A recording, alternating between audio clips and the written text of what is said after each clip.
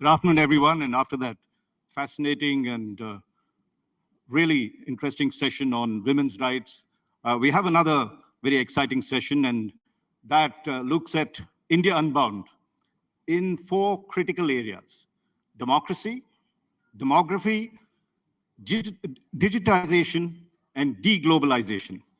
Now, each of these 4 Ds, as these are called, there is a revolution of sorts that is happening across the country. And to discuss the challenges ahead, as well as the progress and maybe regress, we have 2 eminent speakers. Amitabh Kant, India's G20 Sherpa, former CEO of Niti Aayog, and a secretary to government.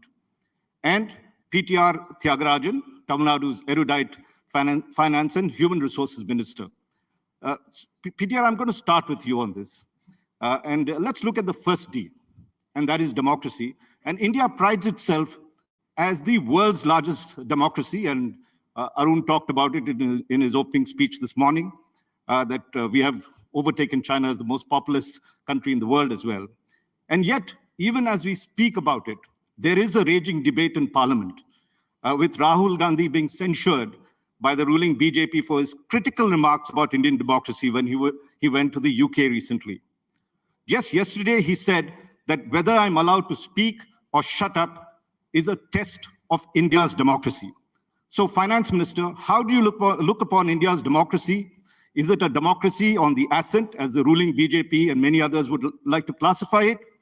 Or is it on the descent, as Rahul Gandhi and others describe it, some even calling it an electoral autocracy?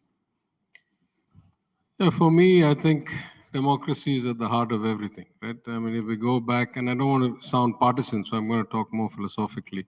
I'm happy to become partisan if you ask me the right question, but right now I'll say, I think it is now beyond doubt that democracies where you have strong, independent institutions, where there is a vibrant opposition, where there is accountability, this kind of a democracy, high rates of growth, and good social progress go together. I think that's beyond doubt. There used to be a question, does economic activity drive institutional kind of superiority or the other way around? I think right now we know it's not a chicken and egg problem. The more you have robust, independent institutions, the more you have a vibrant opposition, the more there's accountability, the more likely that you are to get not just a better society, but also a better economy, faster rates of growth. From that perspective, I would have to say that it's not a subjective opinion on almost any scale anywhere in the world that our democracy has not been progressing in the last few years, probably regressing. Institutions are becoming less independent, more kind of aligned with the central axis of power. So I don't want to get into instances, but broadly, I would say that the quality of our democracy leaves a lot to be desired and is going in the wrong direction. But let's also get you on what you so-called partisan, but let's see your views on Rahul Gandhi and what he said, and should he be censured by the BJP on this? Look, I don't think any party gets the right to censure, right? Either the speaker censures, and usually that's for things that are said in the House. What is said outside the House should be kept outside the House. If you exceed the parliamentary code inside the House, the Speaker has the right to make a censure. You cannot take comments made by somebody outside the House, bring that into the House and start making an issue of it unless you list it as a debate and get everybody to speak. Just because you have a majority, you cannot decide what is an acceptable subject and not an acceptable subject to be debated in the people's house, right? There has to be some norm. And what is your personal views about Rahul Gandhi and what he said? Do you think they were defamatory of the country? I will restrict myself. Democracy. If it is a democracy, there should be equal opportunity in the House, and the censure or lack of censure should be for things that are said in the House. Why should I opine on anybody else's private statement outside the House? Every citizen is entitled to that. That's not subject for political debate, right? At least not in the House, outside maybe. But you didn't say, do you agree with him or not? It is not my job to have an opinion of what he says. I'm telling you the quality of our democracy is deteriorating, and that's unilateral in most assessments. This particular instance, I don't see as my job to comment. It's not my day job as a minister. Okay. All right, I'm going to come back on to you on democracy, but Amitabh, let's bring you in. You are negotiating with 20 countries under the G20. And you've dealt with both democratic countries as well as autocratic countries in this. In your opinion, what is the advantages India has as democracy when you compare it with the rest of them? What are the big things that you see? What are the beneficial things? And would you like to also join this debate about freedom of speech and where does this thing end or begin? So I've been negotiating with about 20 plus countries, G20 plus the invitee countries over the last 1.5 years now, including the Indonesian presidency. I think all these countries view India as very lively, as a very vibrant democracy. For them, the political narrative is important, and they view India from the perspective of the fact that you've got a prime minister who's got democratically elected the second time and has a very high level of acceptance by the public at 70% plus even now after 2.5 years. Secondly, to my mind, democracy is also about the kind of developmental work you've done to transform the lives of citizens in terms of providing electricity, in terms of houses, in terms of roads made, in terms of implementing the aspirational district program in some of the most backward districts of India and change the lives of those citizens. Everything else, to my mind, is secondary to that. You, within a democratic framework, if you are able to, say, provide 30 million houses, which is like providing a house to every single Australian. You've provided 110 million water connections, which is like providing a water connection to every single German. And you've provided almost 243 million toilets, which is like providing toilets to every single person in Brazil, and made 55,000 kilometers of roads in a democratic setup through an electoral process. You've elected people, and you've provided 2.5 billion vaccinations, all through democratic process by digitalizing your process. That's a great achievement, and we should focus on those achievements. You know, we can actually go through the whole session talking on democracy, but I will circle back to this subject again. And let's deal with the other 3Ds, because they are also very critical in what we're looking at in terms of India's growth. And let's talk about, you know, this is a much talked about subject, the demographic dividend. Now, there is a huge eligible working population, and India is probably going to have the largest because China is declining. And 59% of our population is between the ages 20 to 60, which is the working population. Now, have we exploited PTR, in your opinion, the advantage that is there? Or will this, because we have not done the kind of things that we've done, really become a curse rather than a dividend? Yeah, I think there's a window of opportunity where we will have this kind of average age be in our favor. Places like Tamil Nadu, we're already past that. We're past the peak. Our birth rate is now only about 1.6 TFR. So we're already aging population. Without migrant labor, we cannot function. And that's why we're very conducive and open to it. But as a country, and particularly, and there's a great disparity, right? If you take like the northern states, the TFR is still 3 plus, in some cases 3.5 plus. So there, unless you can create job opportunities fast enough, you're going to have a problem. That's very clear. If you look across the span of history, having a lot of unemployed youth is a precursor for social unrest. So I think, at least as far as my state is concerned, we still have a lot more to do, but we are not in a desperate situation where we have a lot of unemployed youth. The youth unemployment rates are probably, you know, in the 10, 12%. But if the statistics that I read are accurate around the country, as high as 25, 30, higher than that, surely that becomes a problem. If not now, sooner rather than later, that becomes a problem. So I think job creation, for example, in our state, we are focusing a lot on skilling beyond gross education, which is the highest in the country. Enrollment in higher education is double the national average, right? It's 52%. Yet we have a lot of people who are not capable of getting employed immediately upon graduation or in the right field and so forth. So we focused a lot since we came to power 2 years ago on upskilling and finding partnerships where we can pre-certify people in required skills, not just in India, but in places like Australia or Germany, so that we can have a direct employment opportunities in places where there's a shortage of labor, and we can move our people into that high end of the labor spectrum, you know, 40, 50, $60,000 starting wages kind of jobs. No, I'm glad you mentioned skilling. And Amitabh, this is something I'd like to ask you about, because if you looked at, I mean, critical to this demographic dividend is how much skilled manpower you have.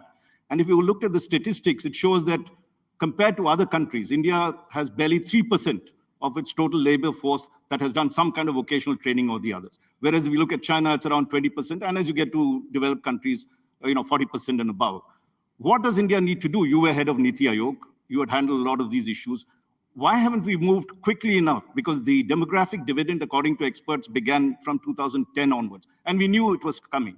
Did we fall behind, and what needs to be done now?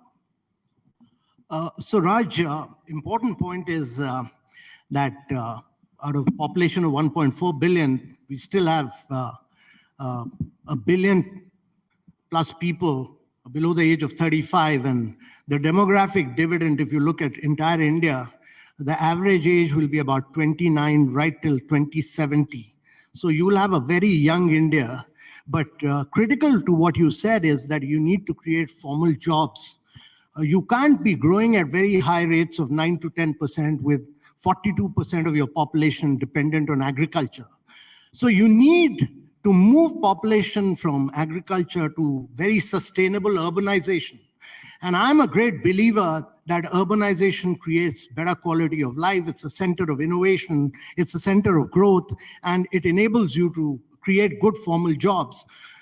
It's very, very important that many states, and particularly the eastern part of India, need to do this manufacturing-led urbanization.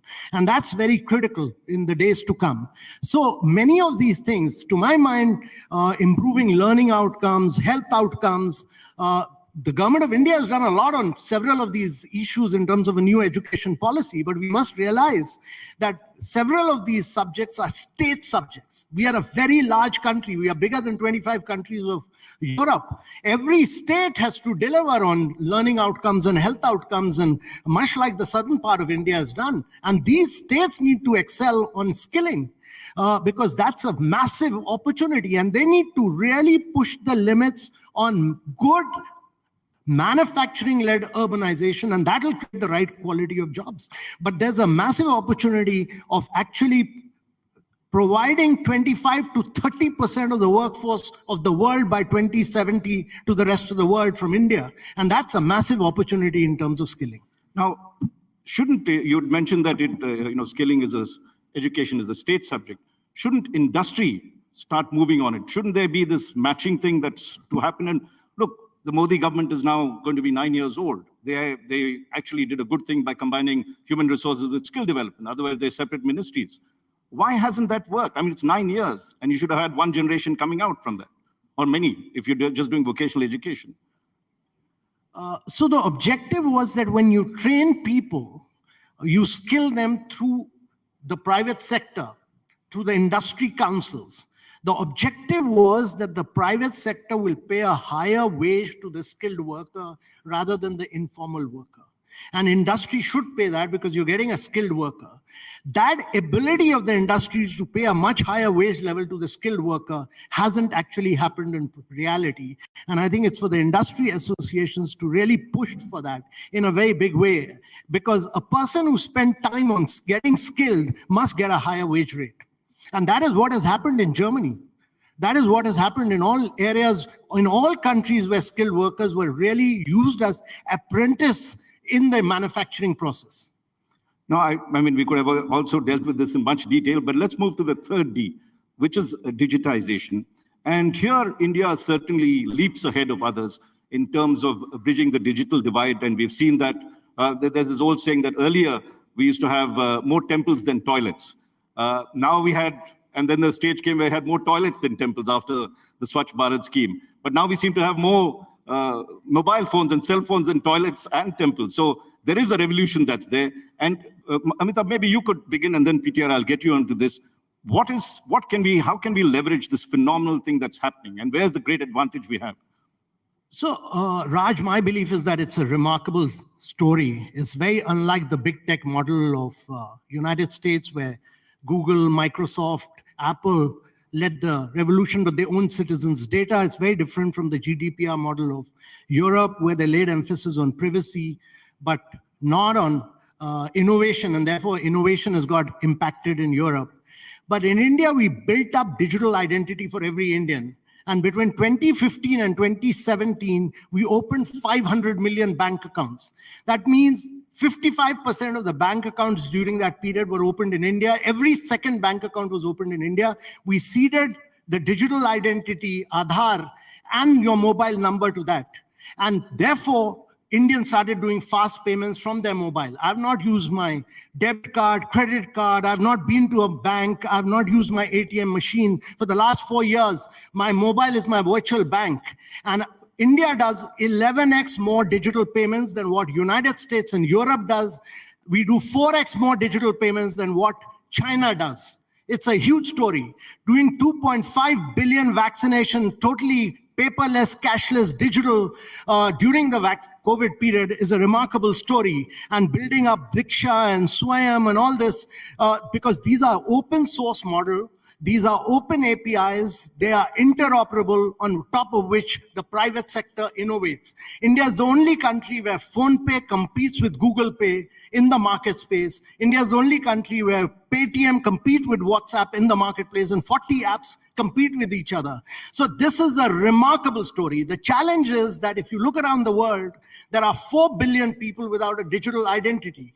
There are 2 billion people without a bank account. There are 133 countries which do not even have a digital payment mechanism, a fast payment mechanism.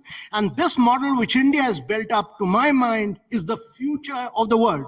Most tech innovations in the past have come from the developed world, but this is a model built by India. And this model needs to be taken as a business model across the world and to change the lives of citizens in many countries of the world. I think we should applaud India for that, let's put it that way. Amazing work. PTR, coming to you. Your chief minister is known as the dashboard chief minister. He has a dashboard where he tracks every single development that's happening across it.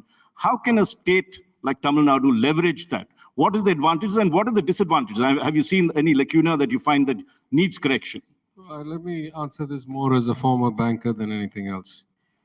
While I agree with the notions and the ideas that my friend has stated here, in the parliament, I think a few days ago, there was a reply that the cash in circulation today is twice what it was at the time of demonetization, twice in actual value. So something is not quite universal. I agree. I was a banker. I've seen what electronic transformation can do. It is as good or better than in any other country. The RBI has a lot of credit for this. This was true even 10 years ago. The payment model in India was, or 20 years ago, better than most countries. Where we have a problem is there is still a divide, and that is in a state like Tamil Nadu, which is the most urbanized state in the country. 50% of all people live in cities, and yet we don't have as good access. We are just going to announce in this budget a special program to provide last mile access to the villages and to everybody. So first of all, access is not universal. Second, a lot of people don't have the basic kind of capacity. So we've moved a lot of our things online. You see, when you have a lot of people-to-people interactions, there's room for rent seeking, malfeasance, all kinds of complexity. So we moved a lot of services online, including getting like your life certificate for your pension, including getting your the government documents and so forth. And we found some people just don't have the capacity to reach through the online portal, particularly the older, poorer people don't have access yet. So we have now found mechanisms to take the service to their house. So, we have to be a bit thoughtful. There is still a digital divide, maybe not nearly as bad as it used to be. But in our government, we are trying our best to first get everybody online, second, move as many services as possible online, and remove the need for physical buildings, for personal interaction, for any kind of downside that arises from it. But I think somewhere in the total payment model, as good as we are, we still need to get a lot better, because the volume of cash, for example, let's give the contrast. When I was a banker globally in Kenya, when Vodafone announced the M-Pesa, within something like 5 years, 65% of the economy was transacting on one platform. Right? So I think that level of reach we have still not got. So there's room for us to improve. particularly through inclusion and better access and training in remote areas. Urbanization will fix a lot of problems, but you'll always have rural areas. So you still got to have some program for that. Well, I could have continued, but we have barely less than 5 minutes for the fourth D. And I think this is a very important D because we are looking at a massive trend, they say, of deglobalization. And many thought it was because of COVID, but studies show that even before COVID set in, you had this process of deglobalization happen, starting from 2011. And the economists talked of it and called it globalization. More currently, we are not looking at a total deglobalization, but maybe a regionalization that they call it. So Amitabh, you've been dealing with G20 countries. This is something that India is very, India has advantages. It has just moved into the globalization phase, wants to benefit from all the foreign exchange that's coming in, plus the supply chains. And yet there is a regressive movement. Countries are becoming insular and protectionist. What does India need to do? Raj, I'm a believer that India needs to grow at rapid rates. We need to grow at 8% plus for the next 3 decades, year after year, to be able to lift a very young population above the poverty line. But that would require us to be productively very, very efficient, become very competitive, and penetrate global markets and exports. So what has happened in the world is that the global value chains have got disrupted. And the global value chains were very coupled with one country. Let me not use the word decoupling, but there was a monopoly built up. So if you look at the top manufacturers of the world, in several areas, 90% plus production was happening in one country. Now, because of geopolitics, there is going to be a breakdown of that. And therefore, this is also an opportunity. This is a huge opportunity for other countries, including India. And India has demonstrated its ability to attract investments. Our FDIs have grown, Apple, Samsung, all of them are manufacturing. So we need to get into sunrise areas of growth. These are the areas which are going to drive economies of the future, whether it's electric mobility, whether it's battery storage, whether it's mobile manufacturing. The whole world is going to see a massive amount of disruption in a vast range of sunrise areas of growth. But let me also tell you that globalization has lifted vast segments of population above the poverty line across the world. And therefore, if you want to make a difference to the world and actually accelerate the pace of growth, and it's important to understand this because 1/3 of the world is under recession right now. 75 countries of the world are facing a global debt crisis. So the world needs to grow. And the answer to that is good globalization by demonopolizing production and opening up the opportunities for many other countries of the world. And therefore, countries like India must focus on becoming, as we've done so far, becoming more and more productively efficient and attracting investments from all over the world. This is our opportunity. This is a huge, huge opportunity. This is a once-in-a-lifetime opportunity. We should never lose this opportunity. But you also, I'm coming to you, Peter, but Amitabh, I'd just like to finish this. You also have this trend, what they call MAGA, Make America Great Again, which Trump talked of, right? And we also have Make in India, and if we try to make an acronym of that, it would be MEGA, Make India Great Again. Now, how do you resolve this contradiction? On one side, you're saying, let's globalize, let's exploit the value chains. On the other side, let's make in India. You start protecting your domestic industry. America is doing that. How do you resolve this contradiction? Let me first say that when Make in India was designed, and you go back and look at those principles, it was never meant to be protectionist. It was meant to make India competitive and make India a very integral part of the global value chain. Very, very integral to the global chain. Whereas if you look at the United States new acts, Inflation Reduction Act, the CHIPS Act, some of them look to be very protectionist in nature. They say that we'll give you subsidy if you make in America. That has never been the case. What we are saying is, even with the production-linked incentive scheme, what we are saying is that you go bigger and bigger and bigger and bigger for the next 5 years and penetrate global markets. So Apple is manufacturing not for the domestic market here. It's doing it so that it can export more and more. And that is what we've done. We said you go and penetrate global markets. I'm glad you mentioned Apple, and that I want to bring you into this, Peter. How do you view this trend of deglobalization? Tamil Nadu has benefited. I mean, Apple is in many ways moving out of China, if you want to call it regionalization, and coming and setting up its largest factories in your state.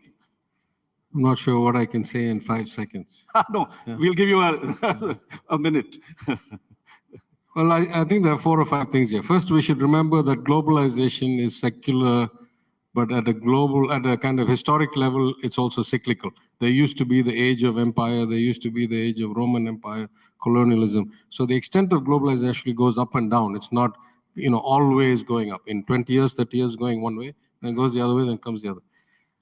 Second, the overall volume of globalization doesn't kind of discriminate between bilateral trade or the shift away from China towards India that our colleague is talking about. So I think there are a lot of opportunities. Third, the value of globalization is inarguable. Mathematically, you will show that the more there is barrier-free trade and access, you will get greater growth, no question.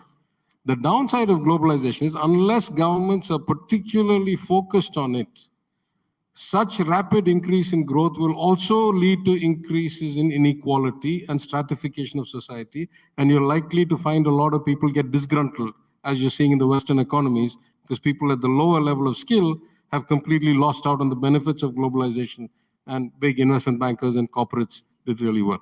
So you have to do it carefully. But I completely agree in an overall perspective that this is a wonderful opportunity. I can't think of a better time for India as a country, given the macro trends around liquidity still being quite high, around the de-risk China kind of movement, around the geopolitical instability everywhere else. This ought to be India's moment. What worries me, and this includes me as Tamil Nadu, I'm not just talking about the union government. What worries me is, are we doing enough to actually capture this opportunity? And are we dedicating the right level of attention and resources? Because this window won't stay open forever. And execution as well. And so, it is a golden moment, probably better than any other time. Are we doing enough? I'm not that comfortable. I think there's a lot more we should do, and we need to grasp the moment while it's there. Well, finally, there's a conclave moment that we talk about, and we have just 30 seconds for that, which is, I'm looping right back to democracy, because democracy is central. Without it, this nation will not drive itself at all. And so, Amitabh, I'll come to you first. What is it that you like best about Indian democracy, and what is it that you'd like to change about Indian democracy? I think the election process, at that size and scale, 1 billion people voting. You go to Gir land, there are 40 tigers, there's one human citizen there. And the election machine goes there to get his vote. Or you go to Siachen, where just the soldiers, you go and people vote there.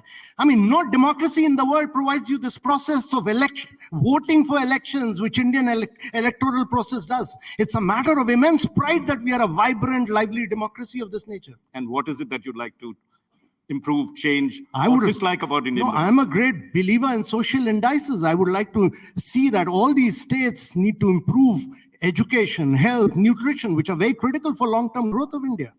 And PTR, what is it that you like most about Indian democracy, and what is it that you don't like about Indian democracy? I like its diversity. I like that it has so much scale. I'll just give you one example. I was at the Indian Express or some conclave, and they said, you're a leading voice of dissent in India. And I said, it's awkward that the finance minister of a large industrialized state who ought to be the system is seen as a dissenter. Something is structurally wrong. So I like that it's got that much diversity. And that is great. And, for the scale of our country, that's wonderful. I would like to see a lot more independent, strong institutions including people like me, accountable, holding all those in power accountable to a greater degree than we have now. Well, ladies and gentlemen, we've run out of time. Let's give them a very warm round of applause for this. Thank you so much. Thank you, Amitabh. Thank you, PTR. Thank you, gentlemen. I request you to stay on stage as I call upon Vitesh Barar, Marketing Director, BMW India, Abhay Dange, Director, Press and Corporate Affairs, BMW India. Both gentlemen do come up on stage and present a small token of our appreciation to our esteemed panelists.